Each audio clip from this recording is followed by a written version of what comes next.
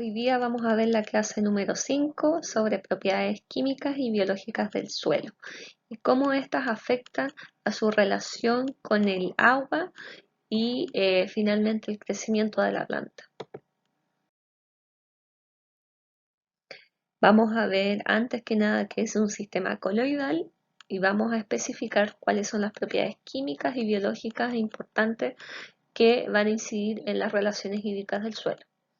Al terminar esta presentación, vamos a revisar entre todos la tarea de las propiedades físicas del suelo y vamos a hacer un resumen global sobre el sistema físico, químico y biológico.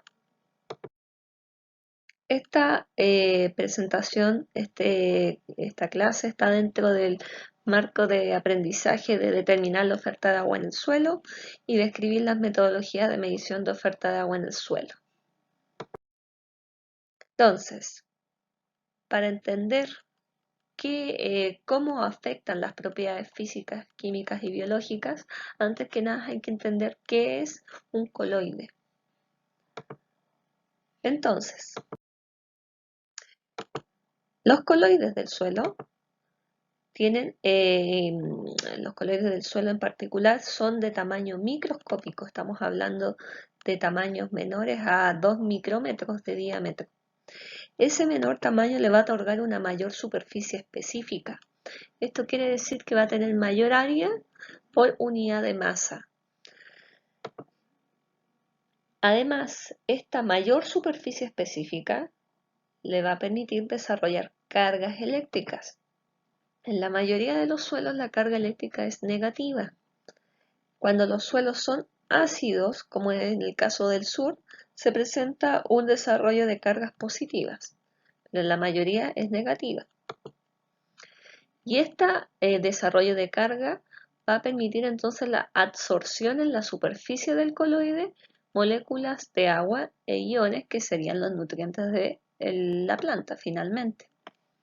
Y esto se da por la atracción de cargas opuestas, por electrostática. Perdón. Bien, de los coloides en el suelo vamos a clasificar antes que nada cuáles partes sólidas corresponderían a la fracción coloidal. Sabemos que de las partículas del suelo tenemos piedras, gravas, arenas y limos.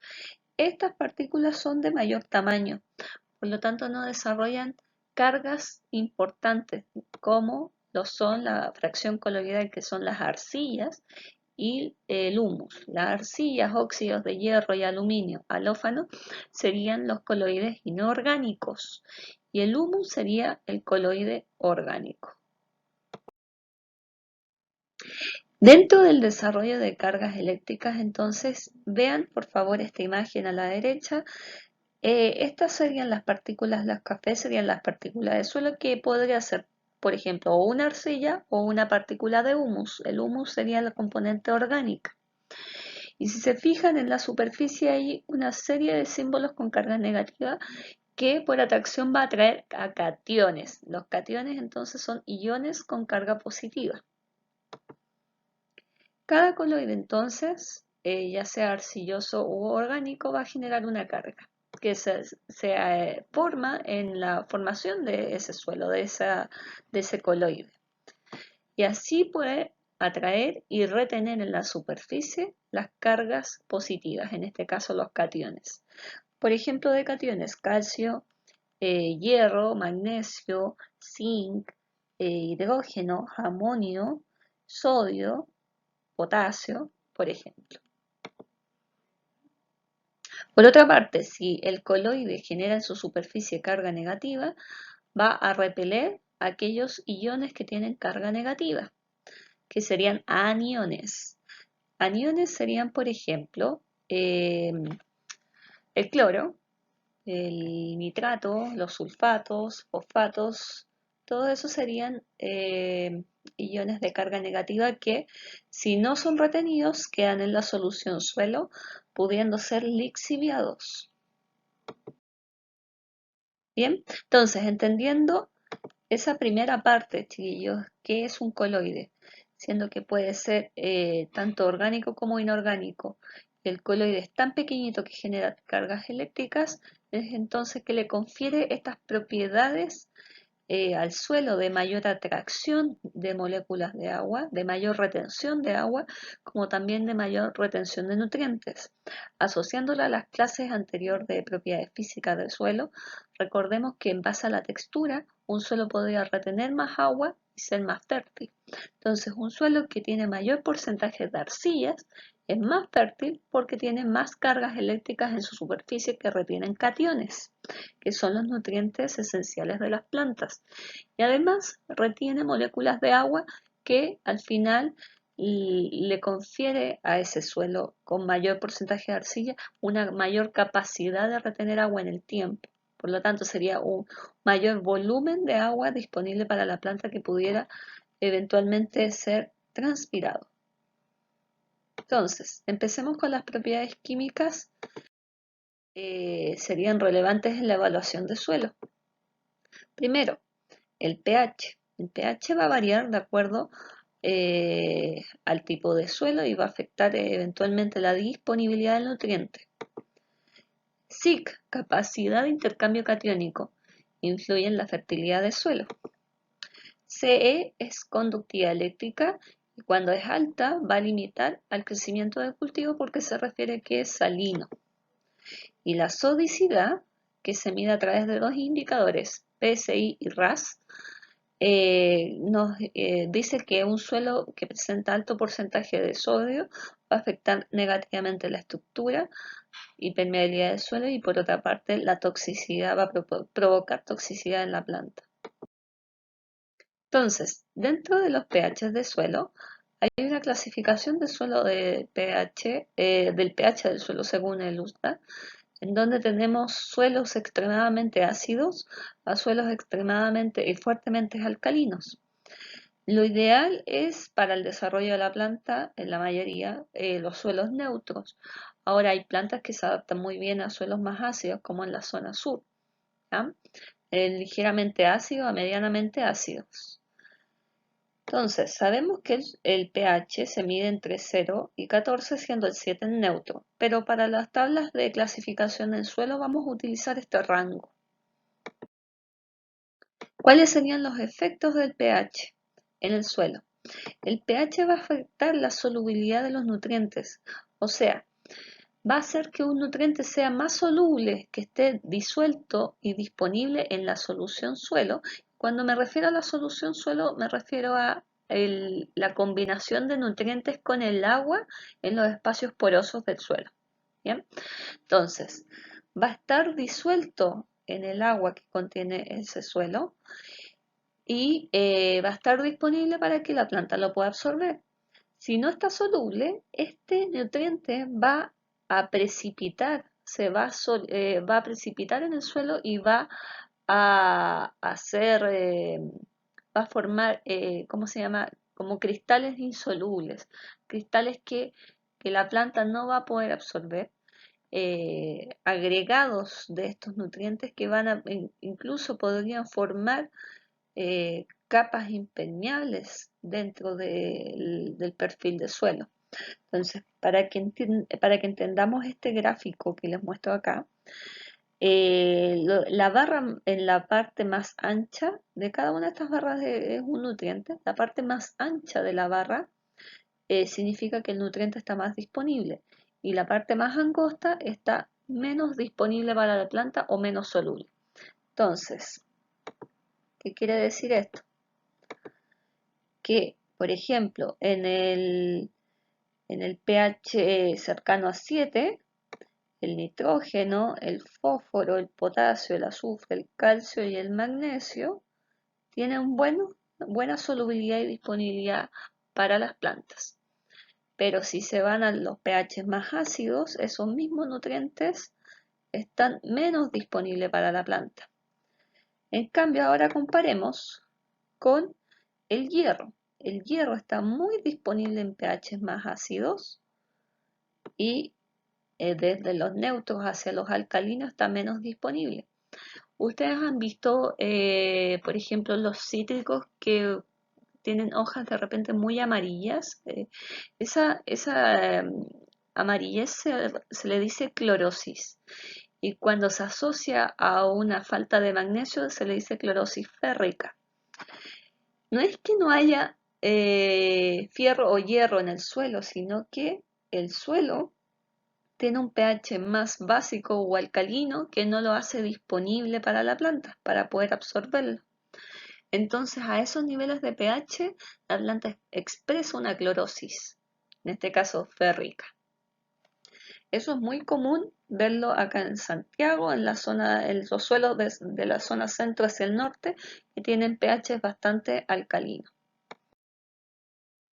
Entonces, si nos vamos a estos dos grandes rangos, al extremo alcalino, vamos a tener también toxicidades y el extremo ácido también vamos a tener otro tipo de toxicidades por excesos de nutrientes que se vuelven más solubles.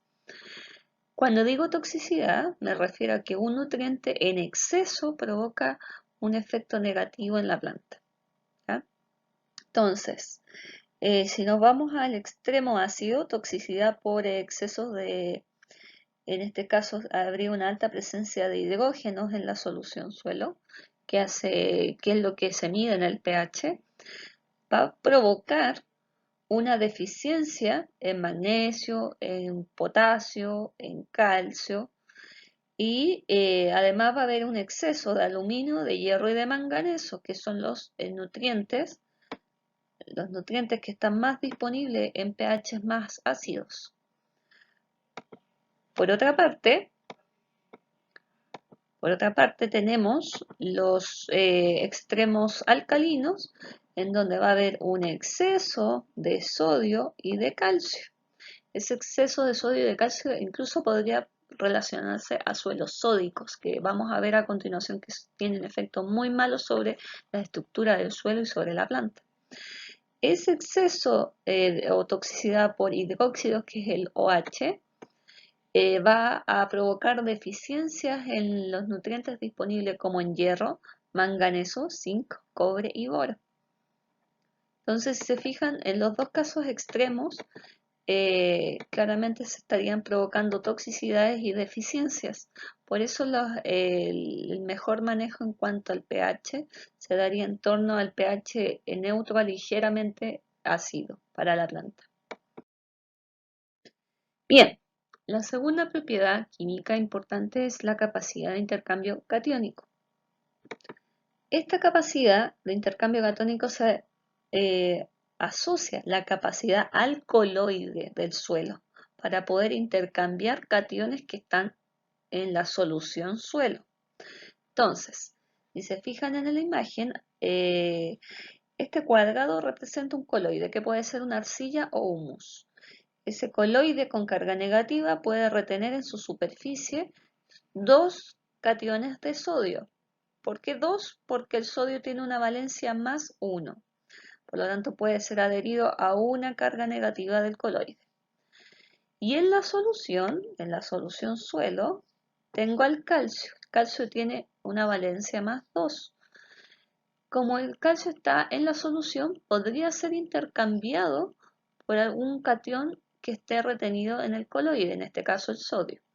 Entonces, el intercambio que va a ocurrir acá es equivalente en cargas. Por ejemplo, un calcio podría reemplazar a dos sodios que estaban siendo retenidos en el coloide.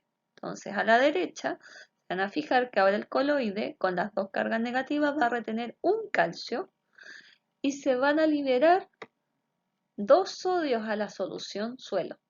Esos sodios que están disueltos en el agua, en espacios porosos del suelo, pueden sufrir dos destinos. O que sea lixiviado, entonces recordemos que es el lavado de los nutrientes hacia las napas freáticas, la pérdida de nutrientes, o podría ser absorbido por la planta, por las raíces. Esta reacción entonces tiende a mantenerse en equilibrio y es reversible. No es que esto suceda y no vuelva a, por ejemplo, podría intercambiarse nuevamente los sodios ocupando el lugar del calcio, ¿ya? Hay un equilibrio. Entonces, este intercambio catiónico va a explicar, finalmente, es el fundamento de la absorción de nutrientes de la planta. En esta imagen entonces les voy a explicar cómo es que se produce la absorción. Entonces, tenemos primero las raíces en el suelo respiran. En la respiración se produce como producto CO2, dióxido de carbono. Ese dióxido de carbono en conjunto con el agua va a formar un ácido que se le llama ácido carbónico. El ácido carbónico es un ácido débil, entonces se va a disociar rápidamente en este otro ácido que ven acá y libera un hidrógeno al medio, a la solución suelo.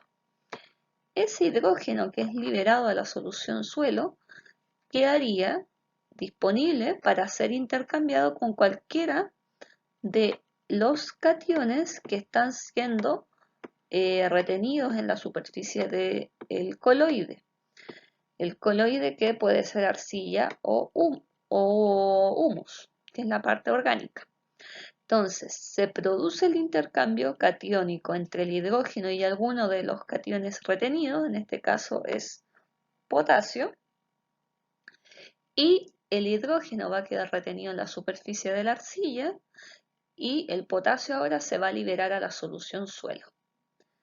Entonces, luego de que queda liberado en la solución suelo, la raíz ahí recién podría absorber el potasio. Así es como entonces ocurre la absorción de nutrientes por parte de la planta. Bien, entonces, hay que entender dos cosas, dos conceptos.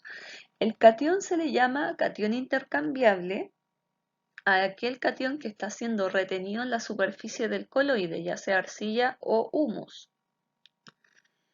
Y también puede ser llamado catión soluble si este catión está disuelto en la solución suelo, o sea que no está siendo retenido por el coloide. Y ese catión soluble puede tener dos destinos, o ser absorbido por las raíces de la planta o ser lixiviado por exceso de riego, por ejemplo, o que haya una lluvia muy fuerte que lixivia todos esos nutrientes hacia las napas freáticas. Es importante entonces recordar que todas estas reacciones de intercambio catiónico existe en equilibrio. Podría modificarse ese equilibrio, por ejemplo, adicionando nutrientes al suelo. Y hay dos formas de adición. Primero, durante los procesos de meteorización y degradación de materia orgánica. Ahí se liberan nutrientes en el suelo. Y la otra, de forma artificial, es agregando fertilizantes o enmiendas químicas y orgánicas a ese suelo. Así estamos agregando más nutrientes y modificando el equilibrio. Ahora, también se podrían eliminar nutrientes por efecto de la lluvia, como también por agua de riego, o sea, a través de la lixiviación. Bien, ¿por qué es importante considerar la SIC en todos estos temas de relaciones hídricas? Porque, por una parte, controla la disponibilidad de nutrientes, pero por otra parte, y además podría retener algunos elementos contaminantes en la superficie. Pero en cuanto a las propiedades físicas y el agua, la capacidad de intercambio catónico es importante desde el punto de vista que permite una mejor agregación de las partículas de suelo. Recordemos entonces que era agregación entre partículas de arena, limo, arcilla y materia orgánica forman una mejor estructura. Además de esas partículas que les menciono, el calcio en particular, el catión calcio, es como también tiene esa función de adherencia en el suelo, al igual que la arcilla. Es como un cementante, podría decirse. El calcio entonces va a ser el que va a enlazar y va a flocular, se le llama a ese proceso, floculación o agregación. Va a agregar estas partículas formando una estructura. Bien, y además tenemos el antagonista del calcio, el sodio. Si existe sodio que está siendo adherido en los sitios de intercambio catiónico del coloide, el sodio va a repeler a otros coloides. Entonces va a disminuir la agregación y la formación de estructura. Les sugiero por favor después vean el video de floculación y dispersión de las arcillas. Les voy a dejar el link al final de la clase. Entonces, dentro de este efecto de sodio y de calcio, en los dos vasos a la izquierda, tenemos aquí si hay sodio adherido a las partículas de los coloides del suelo, va a provocar una repelencia entre las partículas, haciendo una mayor dispersión, suspensión dispersa. En cambio, el calcio va a provocar una agregación de las partículas. Entonces, si ustedes vacían estos dos vasos con agua, al vaciarse se va a formar, en el caso del suelo más disperso por efecto del sodio, se va a compactar más. En cambio, el suelo que tiene mayor floculación por efecto del calcio va a estar más voluminoso, con más porosidad. Le permite entonces una mejor aireación y mejor permeabilidad en la infiltración del agua en ese suelo. Tenemos también el efecto de la salinidad. La salinidad se refiere a cuántas sales están presentes en la solución y nosotros la medimos de forma indirecta a través de la conductividad eléctrica. Y esa conductividad es la capacidad de transmitir corriente eléctrica. Entonces, mientras más conductividad tenga un suelo, nosotros inferimos que tiene mayor sales presentes en la solución. Puede ser expresado, por ejemplo, en la siguiente unidad de medida, milisiemens metro o 10 siemens metro. Entonces, esta salinidad la vamos a relacionar con la conductividad eléctrica. A mayor conductividad eléctrica, CE, mayor es la salinidad. Esa salinidad claramente va a tener un efecto negativo en las plantas. Sin embargo, tenemos distintos cultivos con mayor tolerancia y menor tolerancia. Entonces, en el gráfico a la izquierda se muestra un gráfico de rendimiento relativo del 0 al 100%. Y en el eje X tenemos las conductividades eléctricas en el suelo. Entonces, un cultivo sensible va a tener el 100% de los rendimientos con niveles muy bajos aquí, con niveles muy bajos de conductividad, que chueca mi línea, conductividad eléctrica de un 10 siemens metro. Si sobrepasamos ese nivel, hacia la derecha, ¿cierto? En el eje, si sobrepasamos ese nivel, entonces se observa una caída del rendimiento. ¿Ven la caída de la pendiente? En comparación a un cultivo tolerante, que va a tener su 100% incluso en valores muy altos de conductividades eléctricas, en torno a los 10 siemens metros. Eso es muy salino. Y superior a ese valor, entonces, es que se observa una caída, la pendiente de esta recta, una caída del rendimiento. En general, vamos a clasificar los suelos en donde mayor a 2 siemens metros presenta una salinidad alta.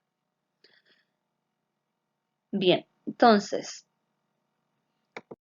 tener distintos cultivos, ejemplos de cultivos que presentan una mayor resistencia a esta salinidad. Por ejemplo, vamos a tener aquí en esta tabla la frutilla, que si se fijan, el 0% de pérdida de rendimiento no tiene relevancia ese dato, pero ya cuando tenemos superiores de conductividad eléctrica de 1,3 milimos, esto está medido en milimos centímetros, es otra unidad de medida. O ya cuando alcanzamos conductividades de 1,8, tenemos pérdidas del 25% del rendimiento. En cambio, fíjense ahora en el melón. El melón, recién cuando superamos los 5,7 milimos por centímetro, vamos a tener una mayor pérdida de rendimiento. Entonces, ¿qué van a observar en las plantas? Van a observar como en esta foto, en esta imagen de caquis, un cultivo de caquis que es muy sensible, tiene en los bordes de las hojas necróticos.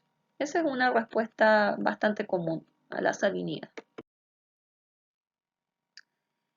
Bien, y el último parámetro o propiedad química que vamos a ver relacionado con el agua, es la sodicidad. La sodicidad puede ser medida a través de dos indicadores. El indicador PSI, que significa porcentaje de sodio intercambiable, y el indicador RAS, que significa razón de absorción de sodio. Cuando un suelo se le dice que es sódico, cuando ese PSI va a ser mayor o igual al 15% o cuando el RAS es mayor o igual a 13. ¿Cómo se vería esto en el suelo? Fíjense en la imagen en la derecha, un zoom al suelo. Arriba, en el coloide. El coloide tiene entonces sitios de intercambio con carga negativa que va a atraer al catión. El sodio tiene una carga positiva, por lo tanto va a saturar. A saturar significa que va a estar ocupando cada uno de estos sitios de intercambio si es que hay mucha presencia de sodio. Entonces, ¿a qué se refiere con PSI? Significa cuánto de estas cargas están siendo ocupadas por sodios.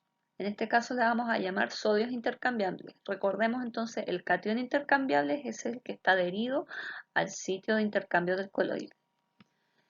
En esta imagen entonces, si por ejemplo vemos 10 cargas, es solo un ejemplo, ¿ya? 10 cargas, una carga es el 10%. Como están siendo ocupadas 3 cargas por sodio, sería el 30% PSI, excesivamente sódico, entonces es este suelo. Y en el de abajo, en el RAS, razón de absorción de sodio, aquí nos vamos a estar refiriendo a la presencia de sodio, pero en la solución del suelo, o sea, disuelto en el agua del suelo. Y esa relación es con respecto a los cationes de calcio, perdón, de magnesio y de calcio. Entonces, ¿cómo se calcula cada una? Aquí también les muestro expresiones de estos dos indicadores. En el caso de razón de absorción de sodio, dividimos la concentración de sodio con respecto a la raíz cuadrada de la suma de los cationes de calcio y magnesio dividido en 2. Bien, dentro de los efectos de la toxicidad en la planta, también tenemos plantas que son más sensibles y más tolerantes. Dentro de las más sensibles tenemos palto, nogales, ejemplo, y dentro de las más tolerantes tenemos alfalfa, betarraga, cebada. Entonces, dentro de las toxicidades que se van a ver en la planta, también vamos a encontrar baja caída de rendimiento y también vamos a encontrar tejidos necróticos en las hojas. Por otra parte, el suelo sódico se relaciona también a pHs muy alcalinos, incluso mayor a 10. Si el pH está muy alcalino, fíjense, nitrógeno tiene una baja disponibilidad, calcio, magnesio, hierro, manganeso tiene baja disponibilidad y cobre y zinc tiene baja disponibilidad en cuanto a ser soluble en el suelo para que la raíz lo pueda absorber. Además, provoca problemas en las propiedades en base a los tres indicadores de salinidad, sodicidad y alcalinidad. Podemos clasificar los suelos. En este mapa entonces de clasificación empieza dividiendo en base a la conductividad eléctrica, siendo menor a 2 metros un suelo no salino. Entonces a partir de los rangos de relación de absorción de sodio es que lo van a clasificar si es sódico o no. Luego, dentro de los rangos de mayor a 2 metros, por metro, sí, es mayor a 2 sería un suelo salino y en base a la medida del RAS, si es mayor o menor a 13, si fuese menor a 13 lo vamos a clasificar como suelo salino alcalino porque ya está dentro del rango superior a 7 y si es mayor a 13 con pH menores a 8,5 sería un suelo sódico salino en ese caso.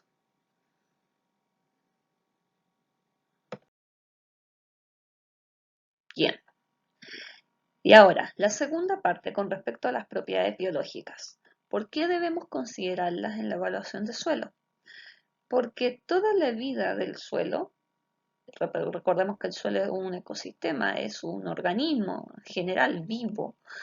Depende de las relaciones de energía y nutrientes que están sostenidos por la materia orgánica. Además, eh, la acumulación de materia orgánica va a alcanzar un equilibrio en suelos no labrados, o sea, no intervenidos.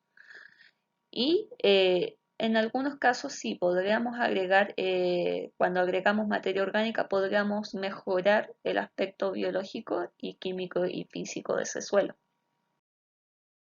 Entonces, a la materia orgánica nos vamos a referir con la fase muerta, ¿ya?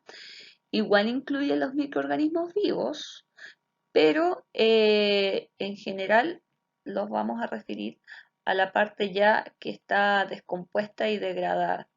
Tenemos dentro de los residuos frescos que equivale al 10%.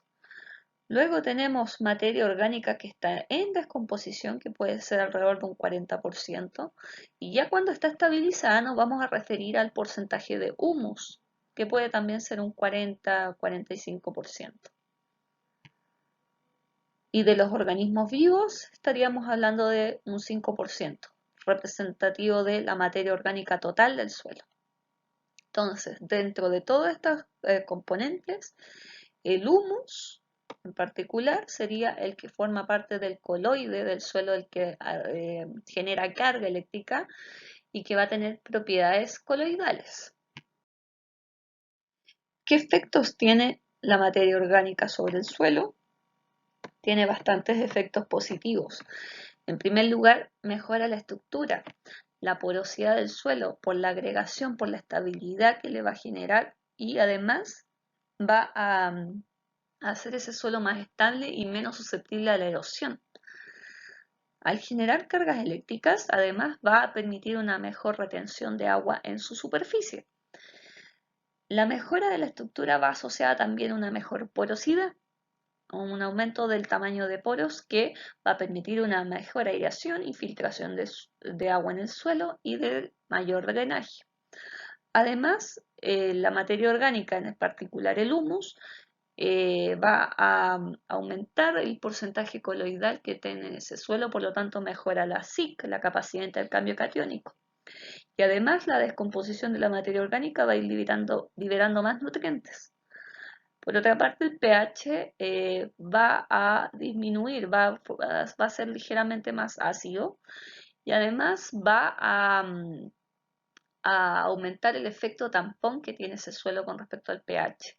Tampón quiere decir que aunque usted le haga una modificación ácida o alcalina al suelo, en el tiempo, a la siguiente temporada y a largo plazo va a volver a su valor original. Eso se refiere a tampón o resiliencia.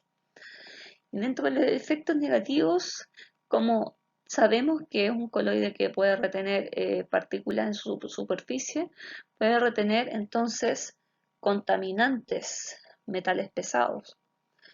Además, la materia orgánica en descomposición es una fuente energética para el desarrollo de patógenos para la planta.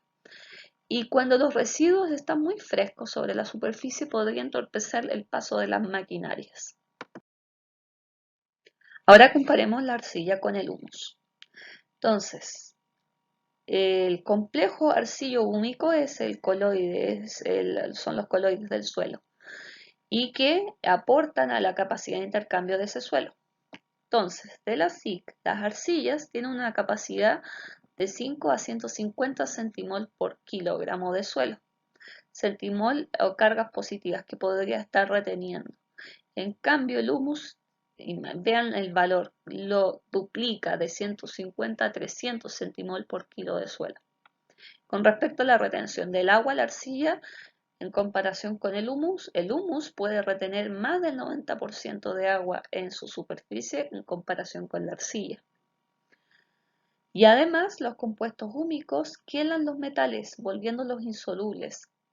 Quelación significa que lo integra a un metal pesado, por ejemplo, en esta imagen a la derecha, el hierro, lo integra en su forma química, podría decirse que lo rodea y lo deja insoluble, no lo deja disponible para que pueda ser ocupado eventualmente, por ejemplo, con la planta. En esta tabla, finalmente, chiquillos, quiero que vean el efecto de agregar materia orgánica en un suelo, en cuanto a la capacidad de retener agua. Lo que dice esta tabla es, vean, el 0,5% de materia orgánica que tiene ese suelo podría estar reteniendo 80 metros cúbicos por hectárea, volumen de agua retenido por hectárea. Ahora, si ese suelo podría llegar a tener un 4% de materia orgánica, podría estar reteniendo aún más cantidad de agua, 640 metros cúbicos por hectárea. Este es un estudio que hizo una señorita Ronda Dale. Les puse el link para que lo vieran al final de la clase. Entonces, fue un estudio en que hizo la comparación de ir agregando materia orgánica y su efecto de la retención de agua en el tiempo. Claramente, esa mayor retención se asocia entonces a la capacidad coloidal, de nuevo la palabra coloidal que tiene el humus adhiriendo en su superficie moléculas de agua. Entonces, claramente va a mejorar la retención de agua, la materia orgánica, la retención de agua, y también por la mejora de la estructura y porosidad va a mejorar la infiltración. Retiene e infiltra muy bien la materia orgánica. Entonces, si ustedes tienen un suelo muy arenoso, que infiltra demasiada agua y retiene poco, la solución podría ser agregar materia orgánica para mejorar su capacidad de retener agua. En cambio, si ustedes tienen un suelo muy arcilloso que infiltra muy lento, al agregarle materia orgánica, va a favorecer entonces mejor la infiltración de ese suelo por la porosidad que va a ir aportando esta materia orgánica. Bien. Entonces, revisen estos links que están asociados a la parte de propiedades químicas y biológicas. Además, en el ABA, en la experiencia 2, hay un recurso guía de propiedades químicas del suelo, que eso lo veríamos en realidad en laboratorio al final del semestre. Y vean estos videos de YouTube asociados a la floculación y dispersión de arcillas, la agregación del suelo, el efecto en el movimiento de agua y en la retención de humedad del suelo. Y en cuanto a la parte biológica, también les recomiendo estos siguientes videos de YouTube. Bien, ya chiquillos, entonces ahora nos vamos a juntar en el Blackboard y vamos a discutir sobre la tarea pendiente que teníamos de propiedades físicas y vamos a hacer un resumen global de propiedades físicas, químicas y biológicas y cómo afectan en el movimiento del agua en el suelo y en la retención de agua en el suelo.